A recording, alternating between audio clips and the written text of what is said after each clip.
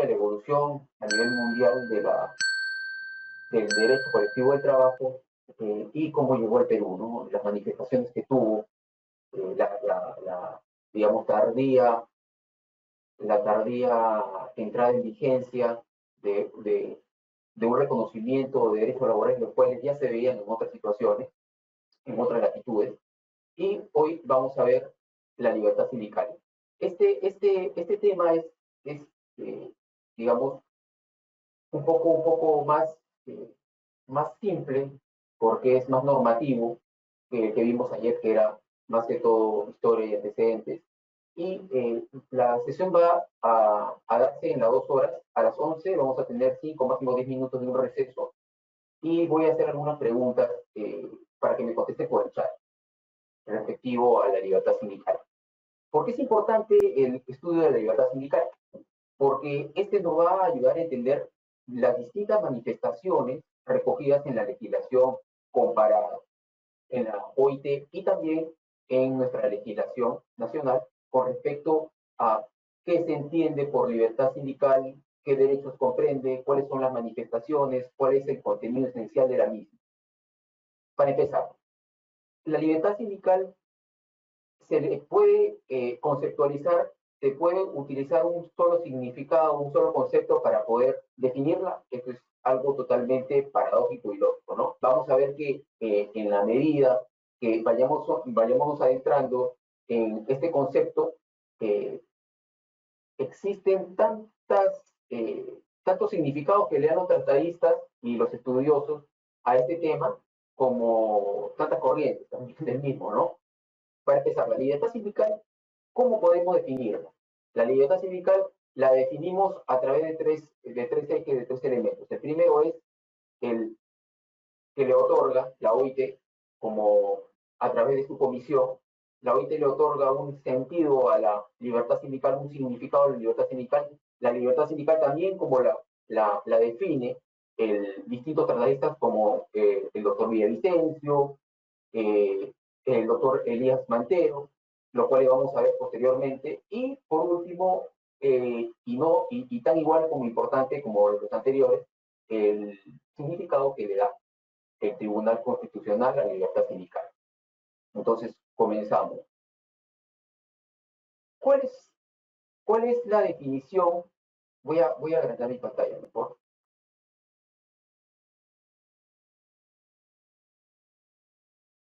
No sé.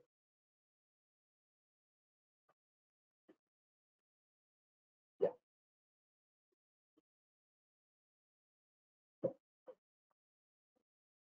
¿Cuál es la definición que vamos a encontrar más común para este derecho, para la libertad sindical?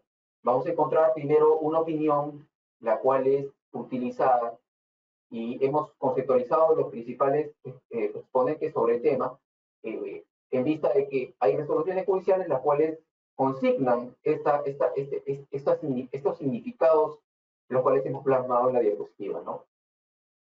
Entonces tenemos la opinión del doctor Villavicencio, la cual nos dice que la libertad sindical, esta opinión recogida en su libro, La libertad sindical en el Perú, del año 2010, el cual nos dice, y voy a citar, la definición que le da Villavicencio es la siguiente: busca una definición satisfactoria de la libertad sindical. Buscar una definición satisfactoria de la libertad sindical es una tarea algo difícil, dado que se trata de un derecho complejo que se predica tanto en los sujetos individuales como colectivos, y que incluye derechos de hacer positivos y de no hacer negativos, frente a diversos sujetos, y que además está preñado de un componente evolutivo que incorpora, condiciona y matiza permanentemente importantes facultades a su contenido.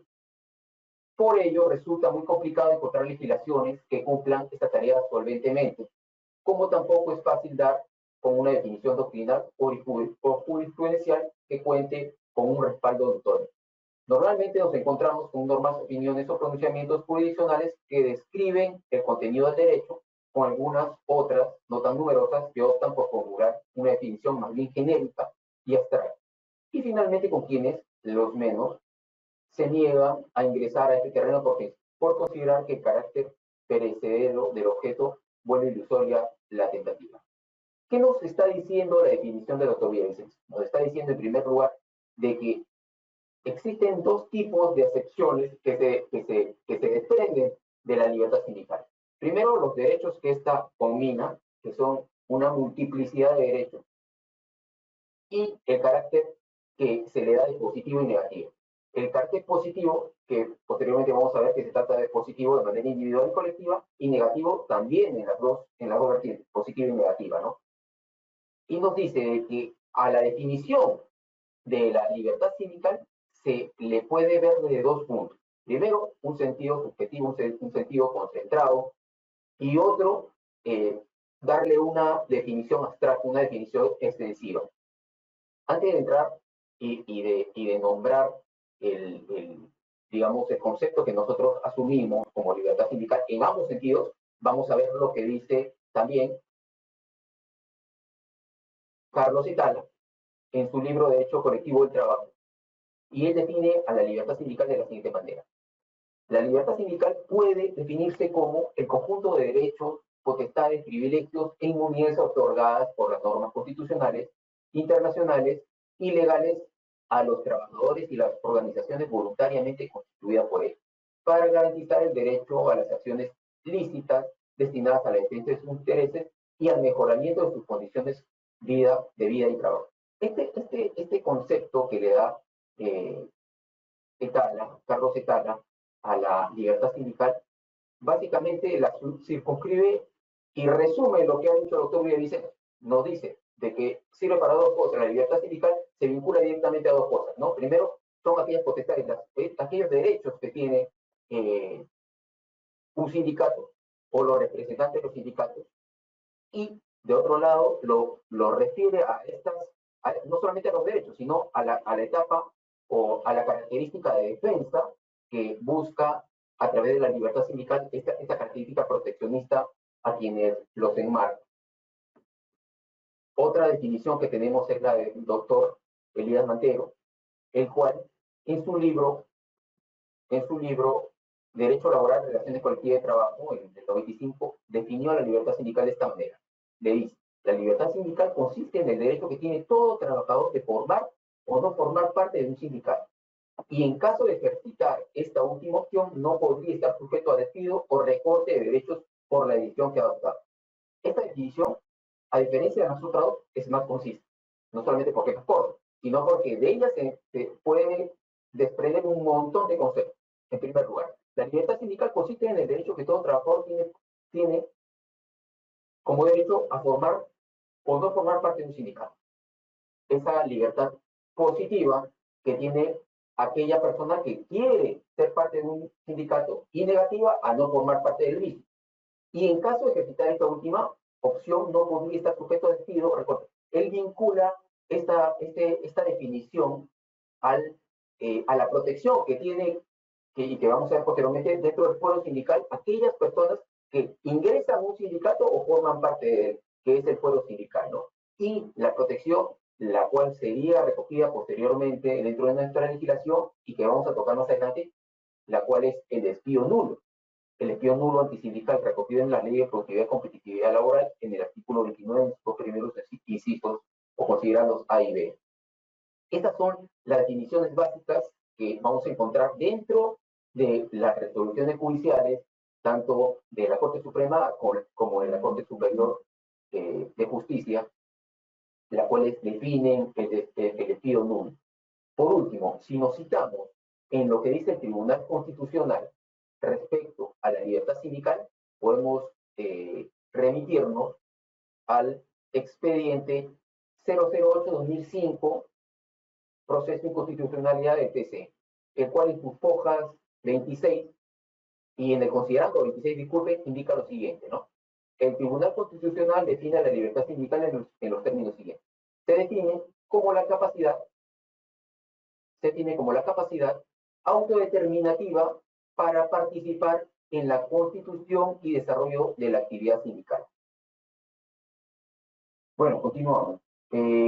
Entonces decíamos que el Tribunal Constitucional, dentro del expediente 008-2005, en un proceso de inconstitucionalidad en su fundamento 26, señala que la libertad sindical le da una definición indicando, se le define como la capacidad autodeterminativa de participar en la constitución y desarrollo de la actividad sindical. Esa concepción es totalmente restringida, ¿no? Como vemos, a diferencia de lo que dijo el doctor Elia Mantero, Carlos Etala o el mismo doctor Villavicencio, encontramos que se le da una posición a la libertad sindical totalmente abstracta. Al indicar, se le define como la capacidad autodeterminativa, es decir, la autorregulación que tiene para participar en la Constitución, el derecho positivo y desarrollo de la actividad sindical. No habla nada del derecho positivo. Es decir, solamente el Tribunal Constitucional, a través de este considerando, está tomando en cuenta ese derecho positivo que tiene todo sindicato en primer lugar y olvidándose en esta etapa, porque posteriormente sí se ha pronunciado respecto a esta característica negativa que tiene la libertad sindical.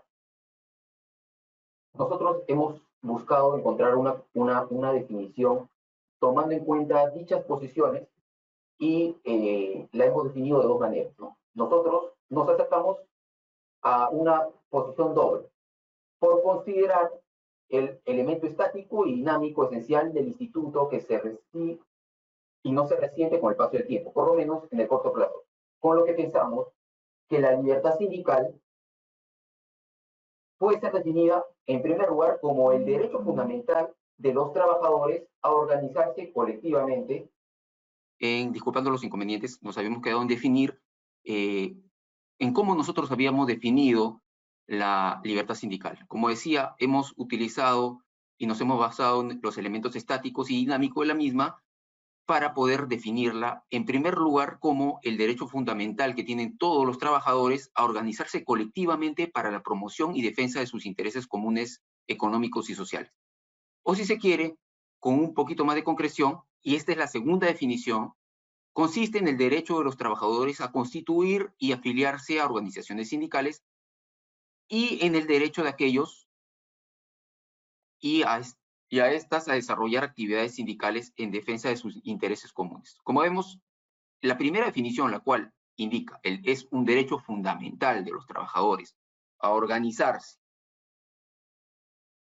colectivamente para la promoción y defensa de sus intereses comunes económicos y sociales, es la idea que tiene el elemento estático. Es aquel derecho que tienen todos los trabajadores para poder conformar sindicatos para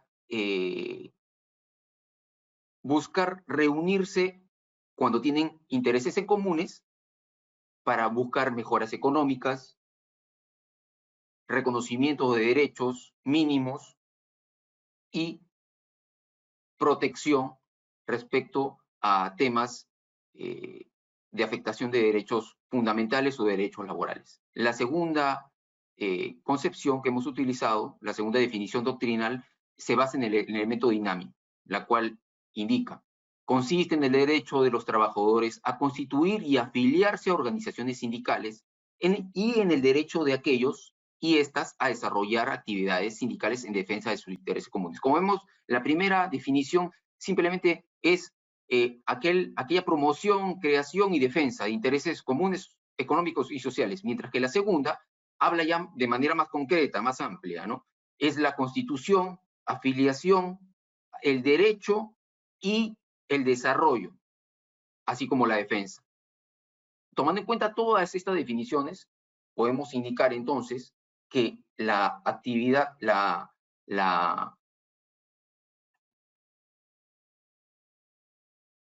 la libertad sindical es un derecho, en primer lugar, es un derecho humano.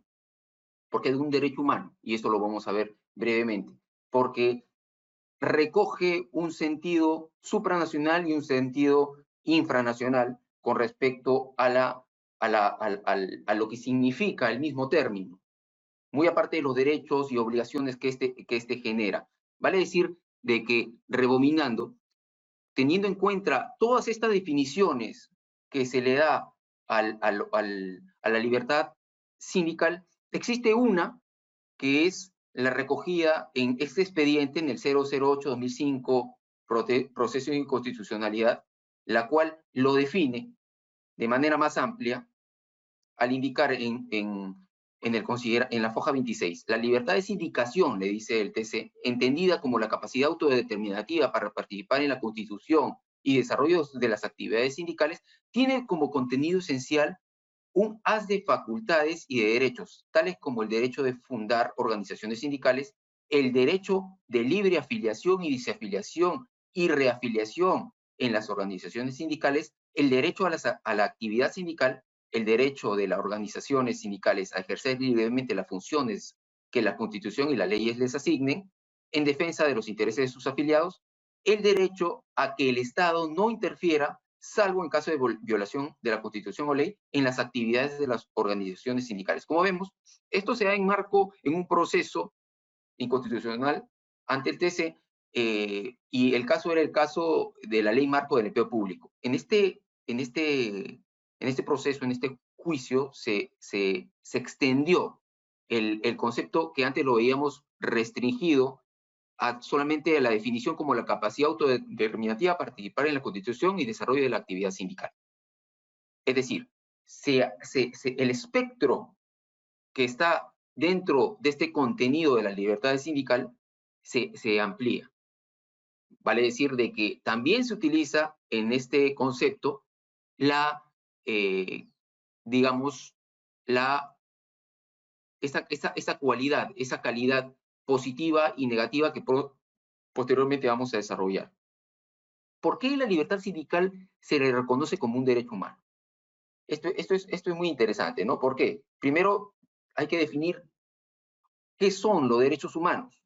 Los derechos humanos, según la Declaración Universal de los Derechos Humanos, la cual se da a través de la ONU en 1948, define a los derechos humanos en abstracto como instrumentos fundamentados en la dignidad humana que permiten a las personas alcanzar su plena autorrealización.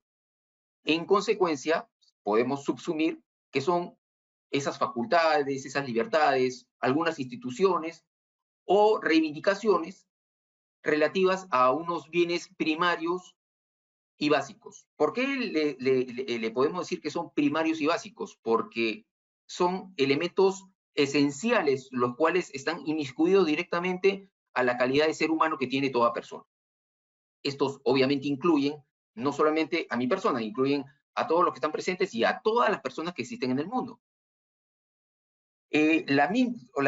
Podemos determinar, ¿no?, la simple condición de ser una persona, de, ser de tener vida como persona, como humano, da esa garantía y esta calificación que se desprende de que no exista alguna distinción de raza, de sexo, de color, de idioma, de religión, de índole político o de cualquier otra índole para que los derechos humanos lo engloben a uno y lo protejan. Es, digamos, una protección que tiene toda persona.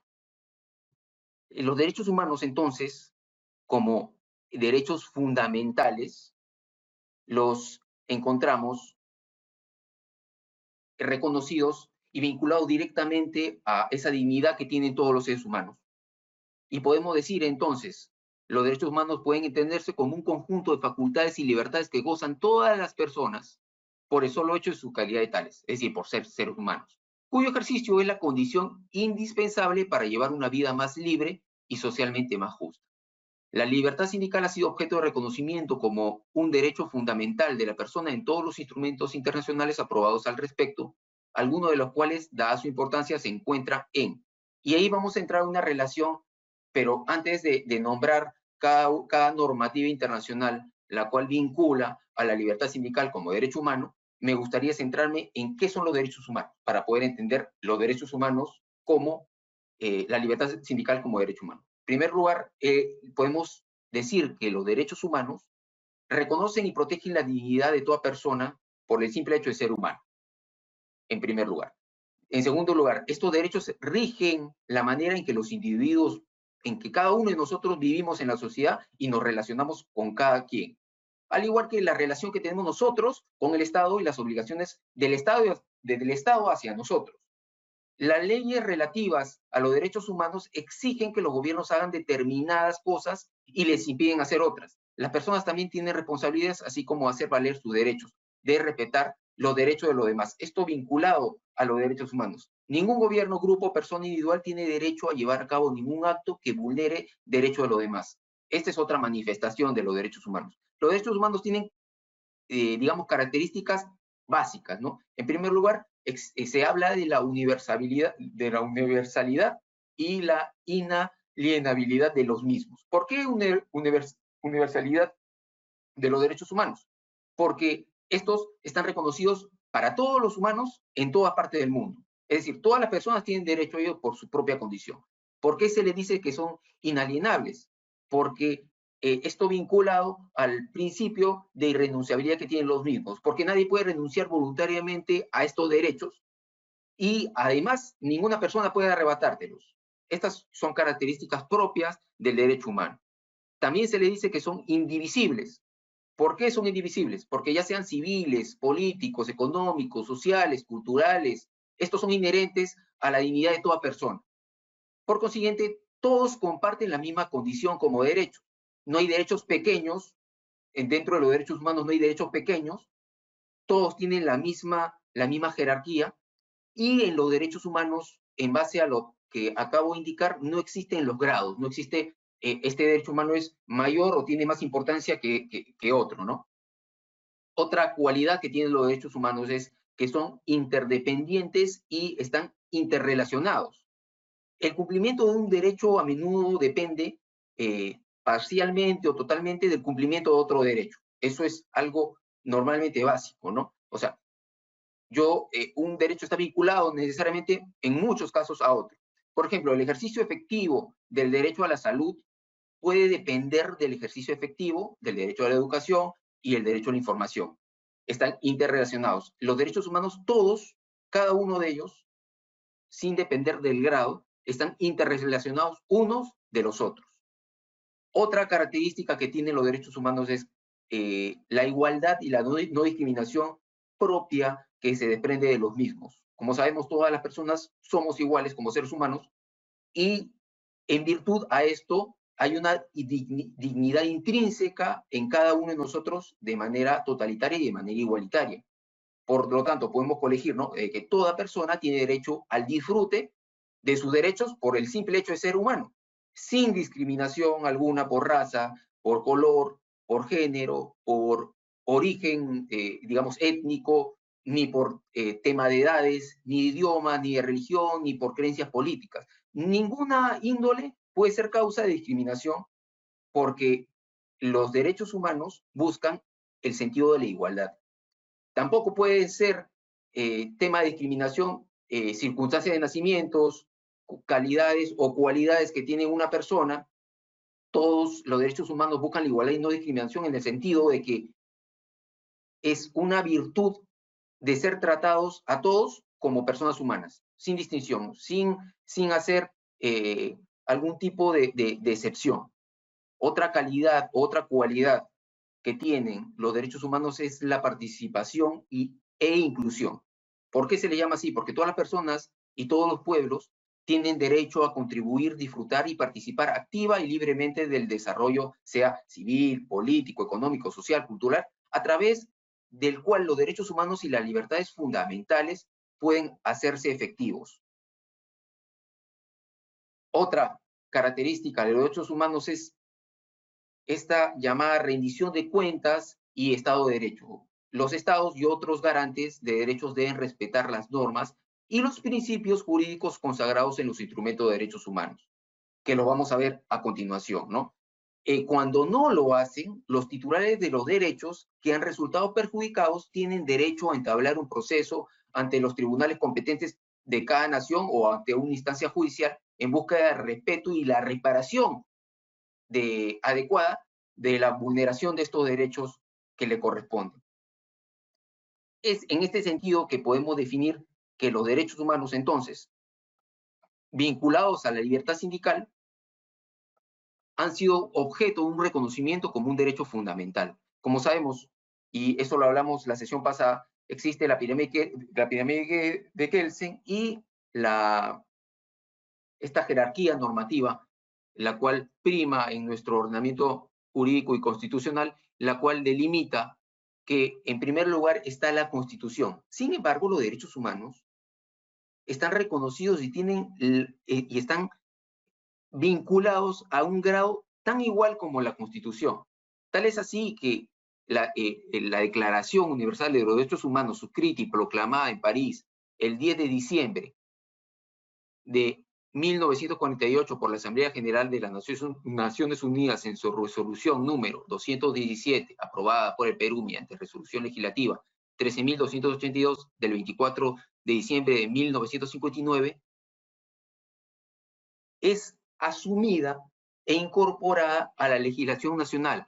No solamente cuando uno realiza un juez realiza, o un abogado en defensa, realiza una comparativa y utiliza la Constitución como parámetro para definir si existe la legalidad o la constitucionalidad de una norma en el ejercicio de un derecho, se vincula directamente a la Constitución. Obviamente que tenemos que tener en cuenta las normas especiales, en primer lugar. En segundo lugar, las normas genéricas. Y en tercer lugar, tenemos que tener en cuenta las normas constitucionales. Es decir, ese es el marco primigenio que rige esta comparativa. Sin embargo, también tenemos que vincular la Constitución y todo lo que hemos detallado a la legislación internacional, que son, en este caso, la Declaración Universal de los Derechos Humanos. ¿Qué nos dice la Declaración Universal de los Derechos Humanos en el artículo 23? Toda persona tiene derecho a fundar sindicatos y a sindicarse para la defensa de sus intereses. Vale resaltar que esta libertad sindical vinculada a los derechos humanos también la recoge el Pacto Internacional de los Derechos Civiles y Políticos, adoptado y abierto a la firma, ratificación y adhesión por la Organización de las Naciones Unidas mediante la resolución 2200 del 16 de diciembre de 1966, aprobado por Perú mediante decreto ley número 22.128 del 29 de marzo de 1978. ¿Qué nos dice en su artículo 22? Nos señala.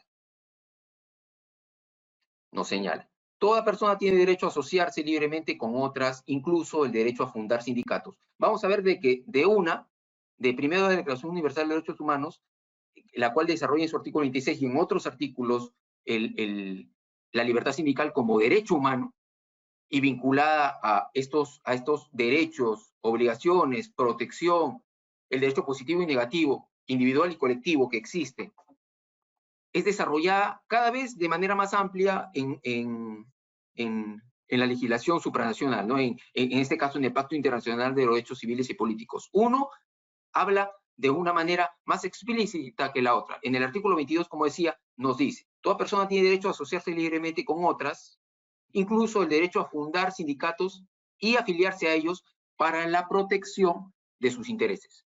En el considerando 2 nos señala, el ejercicio de tal derecho solo podrá estar sujeto a las restricciones previstas por la ley que sean necesarias en la sociedad democrática. El interés de la seguridad nacional, de la seguridad pública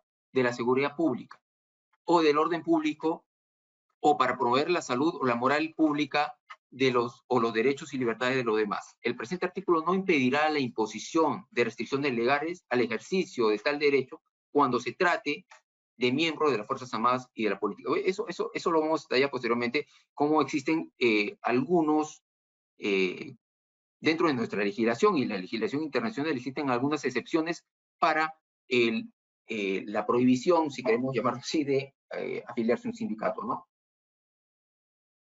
Como sabemos, no solamente la policía y las Fuerzas Armadas está prohibida de afiliarse a un sindicato, sino también el personal de dirección y de confianza.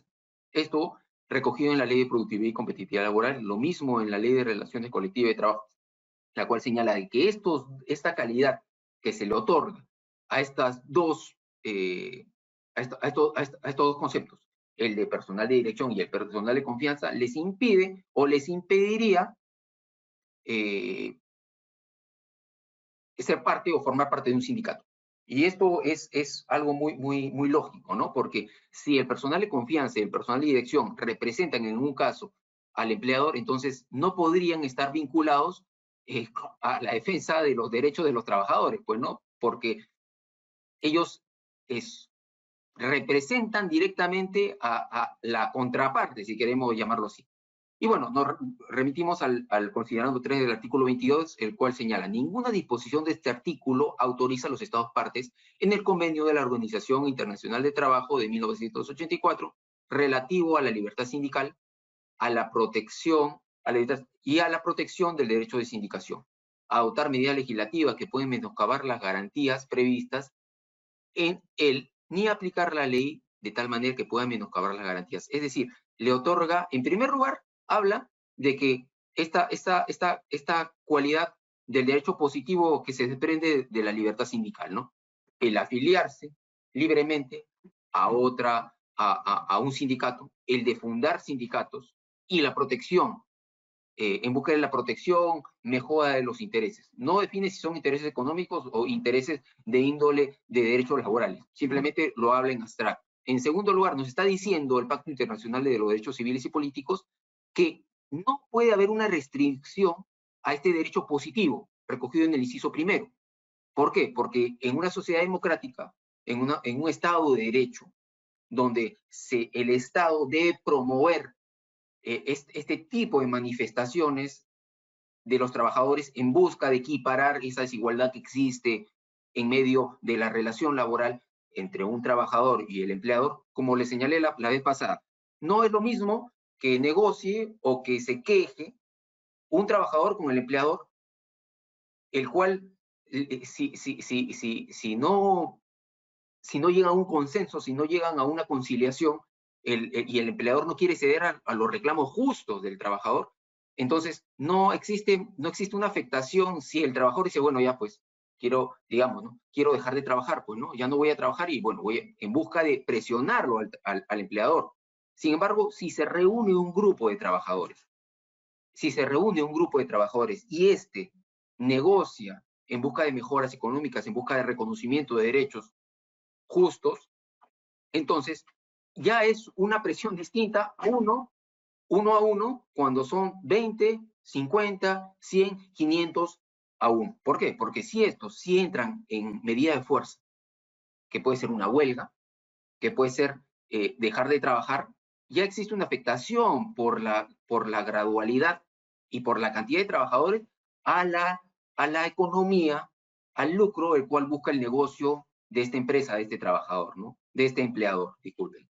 Entonces, este segundo, considerando el artículo 22, hace referencia a esto, a esta seguridad, en medio de estar en un Estado de Derecho, no tiene que buscarse la protección y no puede verse a ningún tipo de restricción para el ejercicio de la libertad sindical. Y bueno, el último considerando, el cual define que todos los estados los cuales suscriben y no suscriben este tipo de convenios, o aceptando el Pacto Internacional de Derechos Civiles y Políticos, o lo que estén vinculados a los derechos humanos, tienen que respetar la libertad sindical y deben proteger el derecho de sindicalización. Y conmina que deben adoptar medidas legislativas para que busquen proteger y se eviten menoscabo de estas garantías. Me quiero referir en este tema a que en nuestra realidad vamos a ver dos cosas, ¿no? Y haciendo un paréntesis. Vamos a ver de que existen una cantidad de sindicatos que hasta hace un año y medio se contaban en más de 600, los cuales tienen una capacidad negocial, una capacidad de afrontar y de confrontar a las empresas de una manera distinta. Si nos citamos a cuántos son los sindicatos más importantes, los más grandes, los más poderosos en el Perú, vamos a referirnos a sindicatos los cuales están vinculados, por ejemplo, como el Sindicato de Trabajadores de Telefónica del Perú, que es enorme, es gigantesco. Este sindicato ha logrado, en algunos casos, de que en base a la libertad sindical y al ejercicio irrestricto de la misma, ha logrado tal presión sobre la empresa, sobre el empleador, de que en muchos casos ha tenido mejoras económicas constantes, mensuales o anuales, progresivas, en primer lugar. En segundo lugar, ha logrado, dentro del ejercicio de este derecho de libertad sindical, que se le otorgue a los representantes de los trabajadores, en este caso al secretario general, al secretario de Defensa, al secretario de Economía, se les otorgue derechos los cuales no tienen otros trabajadores. Por ejemplo, este permiso sindical para ausentarse de brindar la fuerza laboral que le corresponde a todo trabajador. Es decir, según la ley de Relaciones Colectivas de Trabajo, se les reconoce 30 días como máximo a los dirigentes sindicales para que en medio de una negociación colectiva o vinculada a actividades sindicales, ellos puedan ausentarse de su trabajo sin que se le afecte la remuneración. Posterior a estos 30 días, ya entramos a lo que se denomina una suspensión perfecta. ¿Por qué? Porque ya no se brinda la fuerza laboral por parte del trabajador, tampoco se paga la remuneración, pero el vínculo se mantiene. Con respecto a este tema, hay un apéndice el cual señala la excepción, ¿no? Si estos 30 días se rigen siempre, sin embargo, si por convenio colectivo se delimita otra cosa, se prefiere convenio colectivo sobre los 30 días. Refiriéndome a este sindicato de trabajadores de Telefónica Perú, vamos a encontrar que existen dirigentes sindicales los cuales tienen 365 días del año de licencia sindical. Y en muchos casos tienen una licencia sindical de 5, 6, 7 meses, pero extendida al pago de sus saberes. Es decir, no se les ha restado el derecho de percibir la remuneración. Es decir, estamos ante una suspensión imperfecta. No se brinda